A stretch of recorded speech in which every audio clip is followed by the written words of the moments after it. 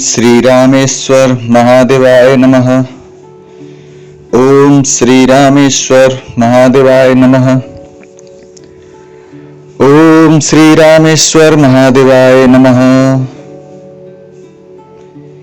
पिछले जितने भी हम लोगों ने कथा सुना उसमें भगवान नारायण मनुष्य रूप में क्यों पैदा लिए, अर्थात क्यों जन्म लिए, जो श्री राम कहलाए, उसके 4 कारण बताया। फिर रावण का भी कारण बताया कि रावण क्यों जन्म लिया, क्यों राक्षस कुल में रावण ने जन्म लिया, और रावण जब जन्म लिया तो वो कितना अतताई था, कितने मनुष्यों को, ऋषियों को, मुनियों को परेशान करता था रावण। इसकी सारी हमने व्याख्या की। देवी देवताओं को भी कितने रावण ने परेशान किया, इसकी भी हम लोगों ने व्याख्या किया। अब श्री राम जन्म का हम लोग कथा शुरू करेंगे। अवधपुरी रघुकुल मनि राउ, वेद विदित तेहि दशरथ नाउ। धर्म धुरंधर गुण निधि ज्ञानी, हृदय भगति मति सरंग पानी। अवधपुरी में रघुकुल शिरोमणि दशरथ नाम के राजा हुए। और आपने अगर पिछला कथा सुना होगा इसके पहले वाले भाग में, तो उसमें आपको हमने बताया है कि दशरथ कौन थे, पिछले जन्म में दशरथ जी कौन थे, और उन्हें भी आशीर्वाद मिला था नारायण की तरफ से। तो वही दशरथ अवधपुरी में जन्म हुए और वो राजा बने, जिनका नाम वेदों में भी विख्यात है। वे धर्म धुरंधर गुणों के भंडार और ज्ञानी भी थे राजा दशरथ जी, और उनके हृदय में शंशांग धनुष धारण करने वाले भगवान की भक्ति थी, और उनकी बुद्धि भी उन्हीं में लगी रहती थी। अर्थात दशरथ जी भक्तिवान थे, वो भगवान की पूजा अर्चना करते थे और भगवान को याद भी करते थे। कौशल्यादि नारी प्रिय, सब आचरण पुनीत।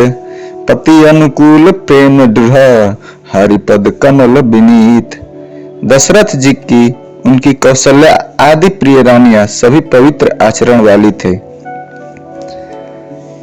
वे बड़े विनीत और पति के अनुकूल चलने वाली थी, और श्री हरि के चरणों में उनका भी बहुत प्रेम था। एक बार भूपति मन माही, भय गिलानि मोर सुत नाही। गुरु गृह गयो तुरत महिपाला, चरण लागी कर विनय विशाला। एक बार राजा दशरथ जी के मन में बड़ी ही गिलानी हुई कि मेरे पुत्र नहीं है। राजा तुरंत ही ये सोचकर गुरु के घर गए और चरणों में प्रणाम कर कर बहुत विनती की, और राजा ने अपना सारा दुख गुरु को सुनाया। उनके गुरु वशिष्ठ जी ने उन्हें बहुत प्रकार से समझाया और कहा, धीरज धरो, तुम्हारे 4 पुत्र होंगे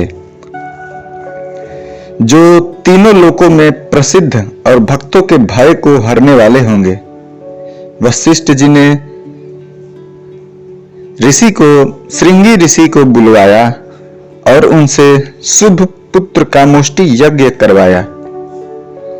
मुनि के भक्ति सहित आहुतियां देने पर अग्निदेव हाथ में चरु अर्थात हविष्यात्र खीर लिए प्रकट हुए अग्निदेव, और दशरथ जी से बोले, वशिष्ठ जी ने हृदय में जो कुछ विचारा था, तुम्हारा वह सब काम सिद्ध हो गया है हे राजन।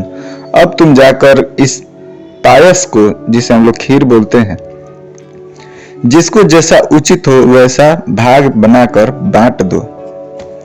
तदंतर अग्निदेव सारी सभा को समझाकर अंतर्ध्यान हो गए। राजा परमानंद में मग्न हो गए और उनके हृदय में हर्ष बहुत हो गया, जो समाता ही नहीं था।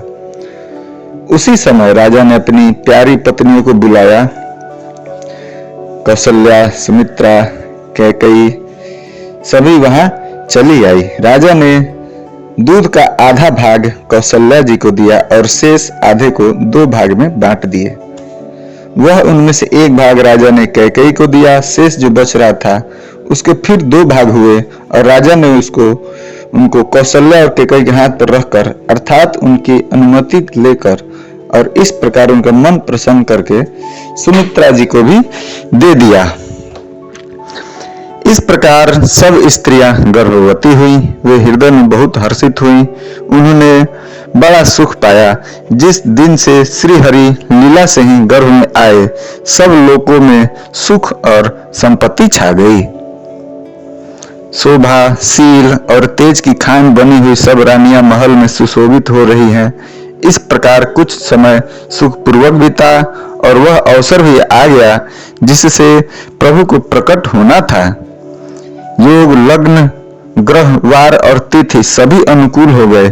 जड़ और चेतन सब हर्ष से भर गए, क्योंकि श्री रामचंद्र जी का सुख का मूल है, अर्थात श्री रामचंद्र जी के जन्म का सुख मूल है। वो पवित्र चैत्र का महीना था। नवमी तिथि थी, शुक्ल पक्ष और भगवान का प्रिय अभिजीत मुहूर्त था। दोपहर का समय था। न बहुत सर्दी थी, न धूप गर्मी थी, न वही पवित्र समय सब लोगों को शांति देने वाला था।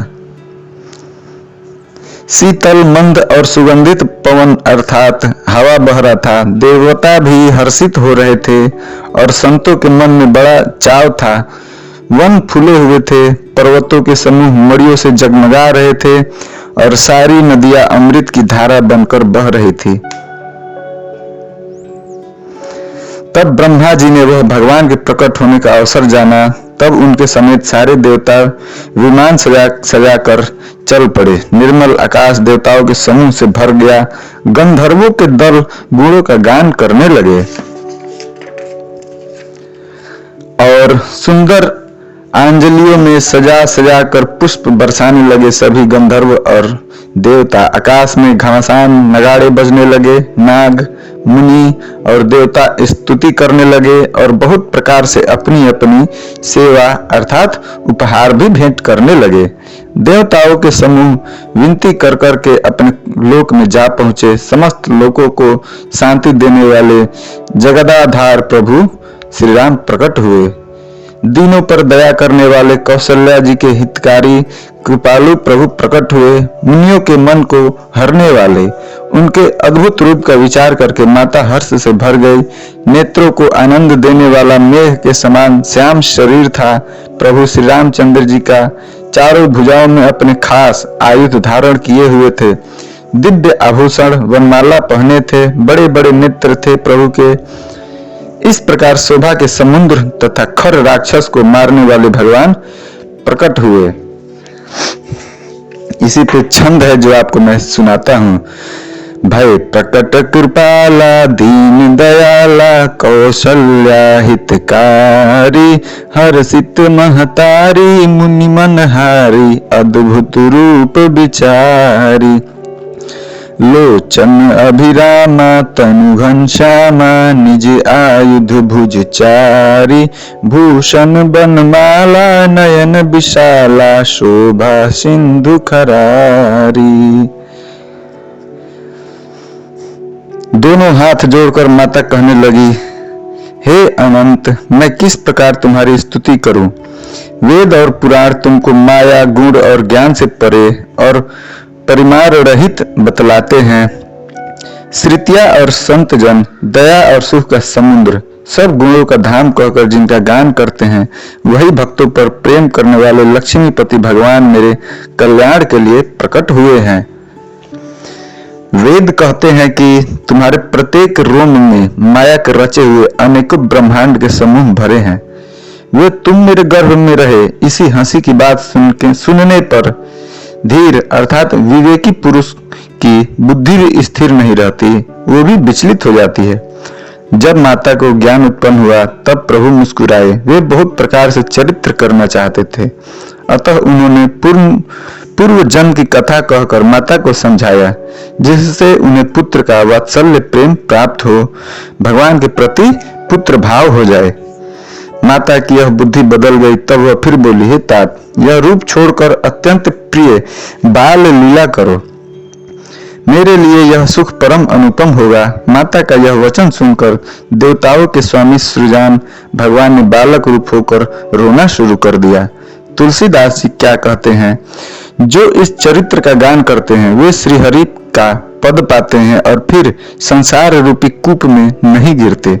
अर्थात जो श्री राम जी की बाल लीला का चरित्र गान करते हैं वे श्री हरि के चरणों में स्थान पाते हैं और फिर वो जन्म और मरण से दूर हो जाते हैं। ब्राह्मण, गौ, देवता और संतों के लिए भगवान ने मनुष्य का अवतार लिया है। वे अज्ञानमयी मलिना माया और उसके गुण सतोगुण, रजोगुण, तमोगुण और बाहरी तथा भीतरी इंद्रियों से परे हैं। उनका दिव्य शरीर अपनी इच्छा से ही बना है, किसी कर्म बंधन से परवश होकर त्रिगुणात्मक भौतिक पदार्थों के द्वारा नहीं बना है। बच्चों के रोने की बहुत ही प्यारी ध्वनि सुनकर सब रानियां उतावली होकर दौड़ी चली आई। हर्षित दासियां हर्षित होकर जहां तहां दौड़ी, सारे पूर्ववासी आनंद में मग्न हो गए। राजा दशरथ जी पुत्र का जन्म कोने से कानों से सुनकर मानो ब्रह्मानंद में समा गए। मन में अतिशय प्रेम है, शरीर पुलकित हो रहा है। आनंद में अधीर हुई बुद्धि को धीरज देकर और प्रेम में शिथिल हुए शरीर को संभालकर दशरथ जी उठना चाहते हैं। जिनका नाम सुनने से ही कल्याण होता है वही प्रभु मेरे घर आए हैं, यह सोचकर राजा का मन परम आनंद से पूर्ण हो गया। उन्होंने बाजे वाले को बुलाकर कहा कि बाजा बजाओ। गुरु वशिष्ठ जी के पास बुलाया गया। वे ब्राह्मणों के साथ लिए राजद्वार पर आए। उन्होंने गाकर अनुपम बालक को देखा जो रूप की राशि है और जिसके गुण कहने से समाप्त नहीं होते।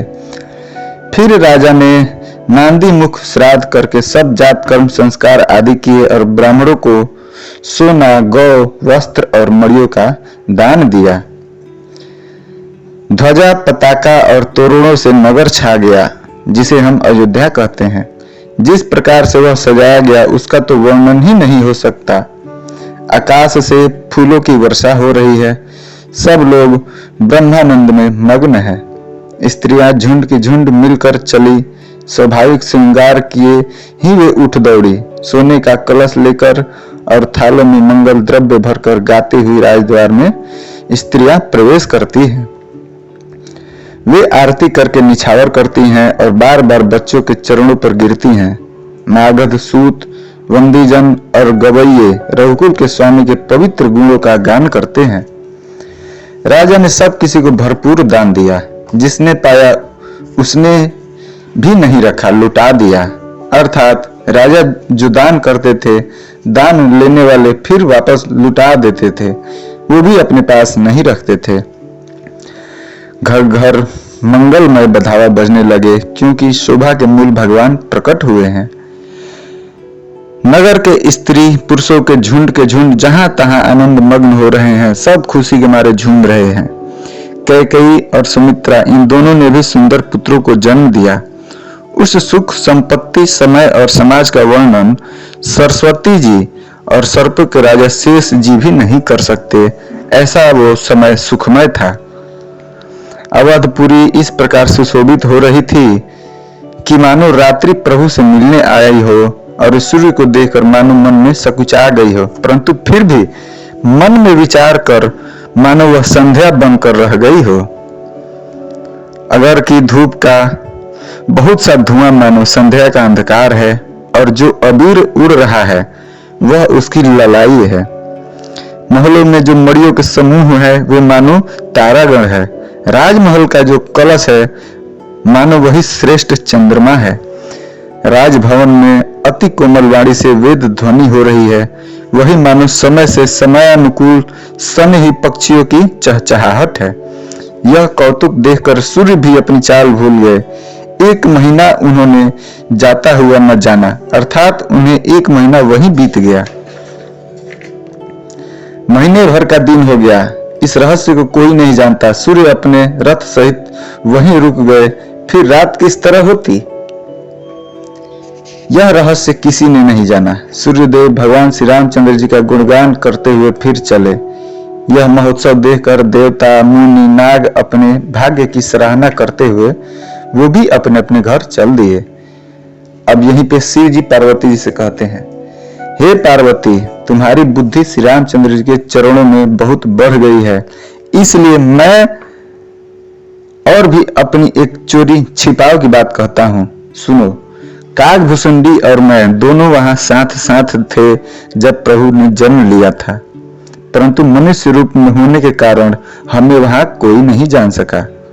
अर्थात देखिए कि जब श्री रामचंद्र जी का जन्म हुआ, भगवान राम जी का जब जन्म हुआ, उस समय शिव जी और काकभुसुंडी जी भी वहां पे थे, पर वो मनुष्य रूप धारण किए थे। उस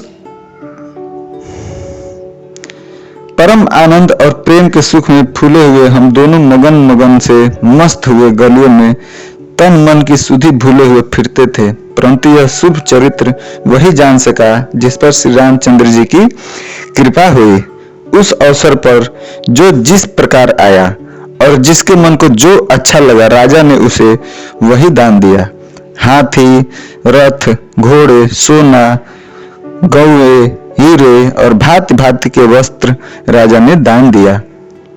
राजा ने सबके मन को संतुष्ट किया। इसी से सब लोग जहां तहां आशीर्वाद दे रहे थे कि तुलसीदास के स्वामी सब पुत्र चारों राजकुमार चिरंजीवी दीर्घायु हो। इस प्रकार कुछ दिन बीत गया और रात जाते हुए जान नहीं पड़ते थे। कब दिन हुए कब रात हुए ये पता नहीं चलता था। तब नामकरण संस्कार का समय जानकर राजा ने ज्ञानी मुनि वशिष्ठ जी को फिर बुलाया। मुनि की पूजा करके राजा ने कहा, हे मुनि, आपने मन में जो विचार रखे हो वे नाम रखिए। मुनि ने कहा, हे राजन, इनके अनेक अनुपम नाम हैं, फिर भी मैं अपनी बुद्धि के अनुसार कहूंगा। जो आनंद सिंधु सुख राशि, सी करते त्रिलोक सुपासी। सौ सुख धाम राम असनामा, अखिल लोकदायक विश्रामा। ये जो आनंद के समुद्र और सुख की राशि है, जिस आनंद सिंधु के एक कण से तीनों लोक सुखी होते हैं, उन आपसे बड़े पुत्र का नाम राम है, जो सुख का भवन और संपूर्ण लोकों को शांति देने वाला है। विश्व भरन पोषण कर जोई, ताकर नाम भरत अस होई। जाके सुमिरन तेरे पुनासा, नाम शत्रुघ्न वेद प्रकाशा। जो संसार का भरण पोषण करते हैं, वो जो आपके दूसरे पुत्र हैं, उनका नाम भरत होगा। जिनके स्मरण मात्र से शत्रु का नाश हो जाता है, उनका वेदों में प्रसिद्ध नाम शत्रुघ्न नाम है। जो शुभ लक्षणों के धाम श्री रामचंद्र जी के प्यारे और सारे जगत के आधार हैं, गुरु वशिष्ठ जी ने उनका नाम लक्ष्मण रखा। गुरु जी ने हृदय में विचार करके ये नाम रखे और कहा, हे राजन, तुम्हारे चारों पुत्र वेद के तत्व अर्थात साक्षात परात्पर भगवान है, जो मुनियों के धन, भक्तों के सर्वस्व और शिव जी के प्राण हैं। उन्होंने इस समय तुम लोगों के प्रेम वश बाल लीला के रस में सुख माना है। बचपन से ही श्री रामचंद्र जी को अपना परम हितैषी स्वामी जानकर लक्ष्मण जी ने उनके चरणों में प्रीति जोड़ ली। भरत और शत्रुघ्न दोनों भाइयों में स्वामी और सेवक की जिस प्रीति की प्रशंसा है, वैसी ही प्रीति हो गई। श्याम और गौर शरीर वाले दोनों सुंदर जोड़ियों की शोभा को देखकर माताएं तृण तोड़ती है, जिसमें दिन न लग जाए। यो तो चारों ही पुत्र शील, रूप और गुण के धाम है, तो भी सुख के समुद्र श्री रामचंद्र जी सबसे अधिक हैं। उनके हृदय में कृपा रूपी चंद्रमा प्रकाशित है। उनकी मन को हरने वाली हंसी उस कृपा रूपी चंद्रमा की किरणों को सूचित करती है। कभी गोद में लेकर और कभी उत्तम पालने में लिटाकर माता प्यारे ललना कहकर दुलार करती है।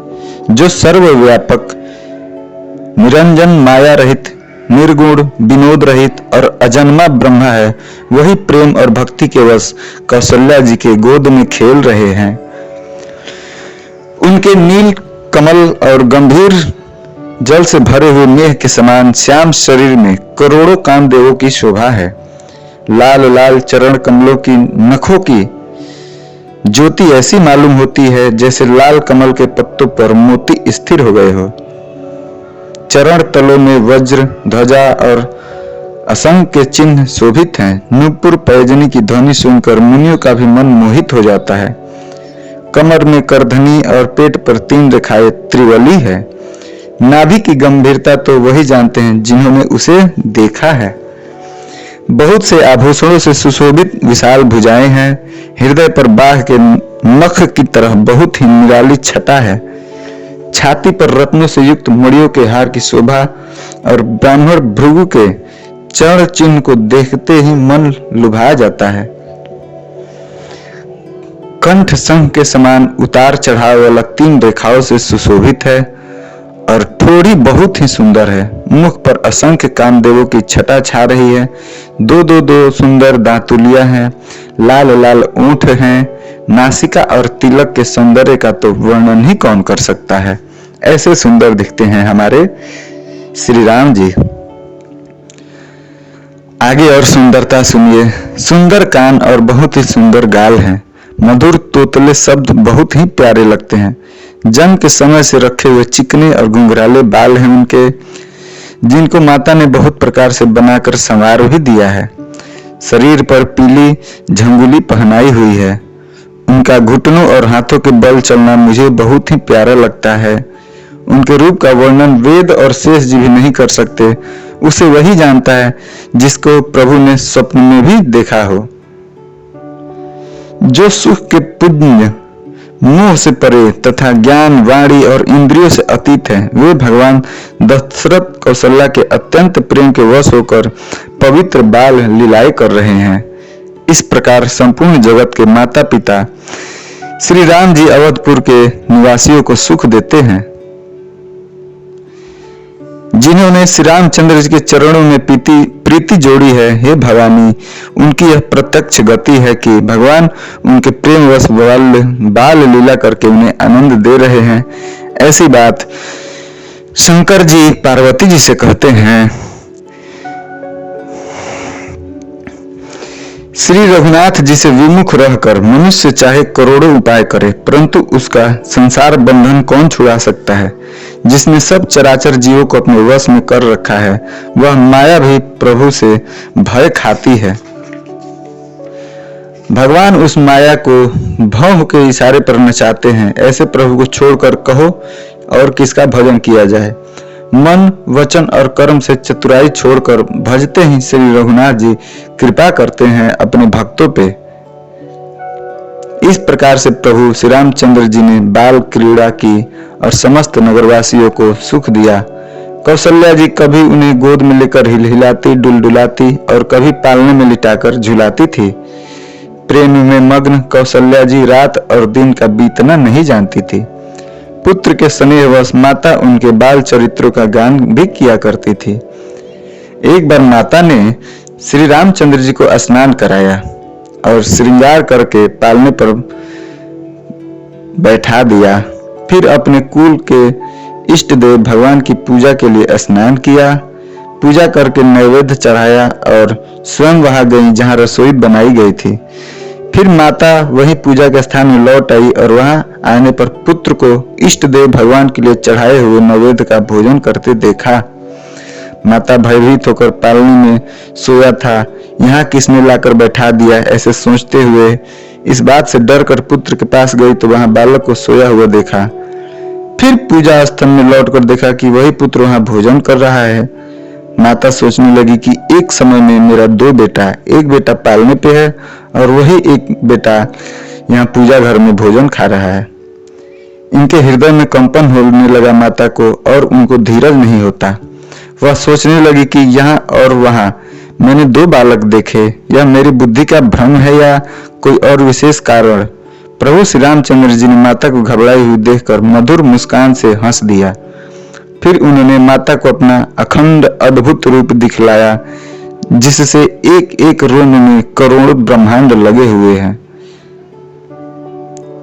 अनगणित सूर्य, चंद्रमा, शिव, ब्रह्मा, बहुत से पर्वत, नदियां, समुद्र, पृथ्वी, वन, काल, कर्म, गुण, ज्ञान, स्वभाव देखे और वे पदार्थ भी देखे जो कभी सुने भी नहीं थे। सब प्रकार से बलवती माया को देखा कि वह भगवान के सामने अत्यंत भयभीत हाथ जोड़े खड़ी है। जीव को देखा जिसे वह माया नचाती है और फिर भक्ति को भी देखा जो उस जीव को माया से छुड़ा देती है। माता का शरीर पुलकित हो गया, मुख से वचन नहीं निकलता। तब आंखें मूंद कर उसने श्री रामचंद्र के चरणों में सिर नवाया। माता को आश्चर्यचकित देखकर खर के शत्रु श्री रामचंद्र जी फिर बाल रूप हो गए। माता से स्तुति भी नहीं की जाती। वह डर गई कि मैंने जगत पिता परमात्मा को पुत्र करके जाना। श्री हरि ने माता को बहुत प्रकार से समझाया और कहा, हे माता सुनो, यह बात कहीं पर कहना नहीं। कौशल्या जी बार बार हाथ जोड़कर विनय करती है कि हे प्रभु, मुझे आपकी माया अब कभी न व्यापे। भगवान ने बहुत प्रकार से बाल लीलाएं की और अपने सेवकों को अत्यंत आनंद दिया। कुछ समय बीतने पर चारों भाई बड़े होकर कुटुंबियों को सुख देने वाले हुए। तब गुरुजी ने जाकर चूड़ा कर्म संस्कार दिया। ब्राह्मणों ने फिर बहुत सी दक्षिणा पाई। चारों सुंदर राजकुमार बड़े ही मनोहर और अपार चरित्र करते फिरते हैं। मन का क्रम बचन अगोचर जोई, दशरथ अजिर बिचर प्रभु सोई। भोजन करत बोल जब राजा, नहीं आवत तजी बाल समाजा। जो मन वचन और कर्म से अगोचर है वही प्रभु दशरथ जी के आंगन में विचर कर रहे हैं। भोजन करने के समय जब राजा बुलाते हैं तब वे अपने बाल सखाओं के समाज को छोड़कर नहीं आते। कौशल्या जी जब बुलाने जाती हैं तब प्रभु ठुमक ठुमक कर भाग चलते हैं। जिनका वेद नेति इतना ही नहीं कहकर निरूपण करते हैं और शिव जी ने जिनका अंत नहीं पाया, माता उन्हें हठ पूर्वक पकड़ने के लिए दौड़ती हैं। वे शरीर में धूल लपेटे हुए आए और राजा ने हंसकर उन्हें गोद में बैठा लिया। भोजन करते हैं पर चित्त चंचल है। अवसर पाकर मुंह में दही भात लटपटाए ललकारी मारते हुए इधर उधर भाग जाते हैं। श्री रामचंद्र जी की बहुत ही सरल, भोली और सुंदर मन भावनी बाल लीलाओं का सरस्वती जी, शेष जी और शिव जी वेदों ने गान किया है। जिनका मन लीलाओं में अनुरक्त नहीं हुआ, विधाता ने उन मनुष्यों को वंचित कर दिया। जो ही सब भाई कुमार अवस्था के हुए तो ही गुरु पिता और माता ने उनका यज्ञोपवीत संस्कार कर दिया। श्री रघुनाथ जी भाइयों सहित गुरु के घर में विद्या पढ़ने गए और थोड़े ही समय में उनको सब विद्याएं भी आ गई। चारों वेद जिनके स्वाभाविक श्वास हैं वे भगवान पढ़े, यह बड़ा कौतुक अचरज है। चारों भाई विद्या, विनय, गुण और शील में बड़े निपुण हैं और सब राजाओं की लीलाओं के ही खेल खेलते हैं। हाथों में बाण और धनुष बहुत ही शोभा देते हैं। रूप देखते ही चराचर जड़ चेतन मोहित हो जाते हैं। वे सब भाई जिन गलियों में खेलते हुए निकलते हैं उन गलियों के सभी स्त्री पुरुष उनको देखकर स्नेह से शिथिल हो जाते हैं अथवा ठिठक कर रह जाते हैं। कौशलपुर के रहने वाले स्त्री पुरुष बूढ़े और बालक सभी को कृपालु श्री रामचंद्र जी प्राणों से भी बढ़कर प्रिय लगते हैं। श्री रामचंद्र जी भाइयों और इष्ट मित्रों को बुलाकर साथ ले लेते हैं और नित्य वन में जाकर शिकार भी खेलते हैं। मन में पवित्र समझकर मृगों को मारते हैं और प्रतिदिन राजा दशरथ जी को दिखलाते हैं। जो मृग श्री रामचंद्र जी के बाण से मारे जाते थे वे शरीर छोड़कर देवलोक को चले जाते थे।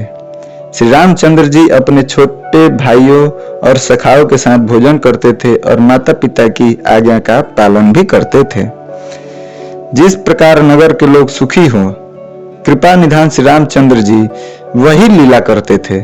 वे मन लगाकर वेद पुराण सुनते थे और फिर स्वयं छोटे भाइयों को समझाकर कहते भी थे। श्री रघुनाथ जी प्रातःकाल उठकर माता पिता और गुरु को मस्तक नवाते थे, अर्थात उनका पैर छूते थे और आज्ञा लेकर नगर का काम भी करते थे। उनके चरित्र देख देखकर राजा मन में बड़ी हर्षित होते थे।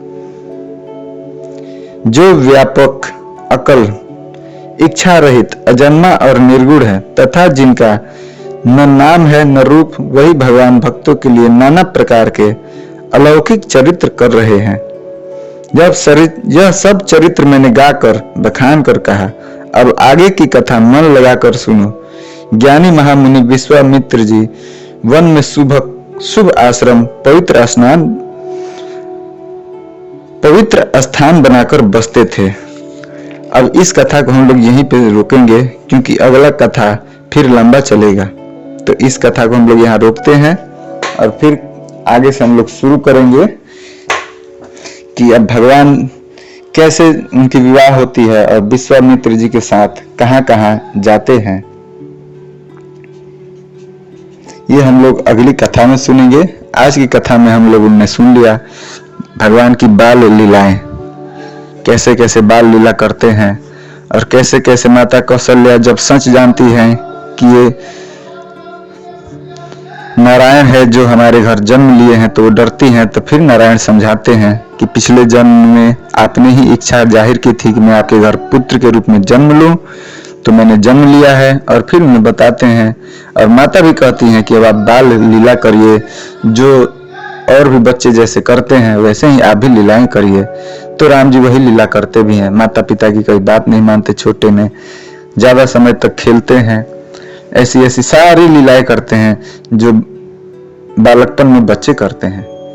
फिर बड़े होते हैं तो संस्कारिक भी होते हैं, वेद पढ़ते हैं, बहुत से गुरुओं को पढ़ते हैं, सीखते हैं और माता पिता का नित्य गुरु का पैर छूते हैं और उनके आदेश का पालन करते हैं। अब आगे कथा जाएगी। विश्वामित्र जी के साथ ये लोग वन में जाएंगे और वन में क्या क्या होगा ये आपको अगले कथा में हम लोग सुनाएंगे। आज इस कथा को यही विश्राम करते हैं। बोलिए सियावर रामचंद्र की जय, पवन सुत हनुमान की जय, राम चारों भैया की जय, माता कौशल्या, माता सुमित्रा, माता कैकेयी की जय, पिता दशरथ जी की जय, अपने अपने माता पिता की जय, गुरु गोविंद की जय, चराचर जीव की जय। जय जय श्री राम।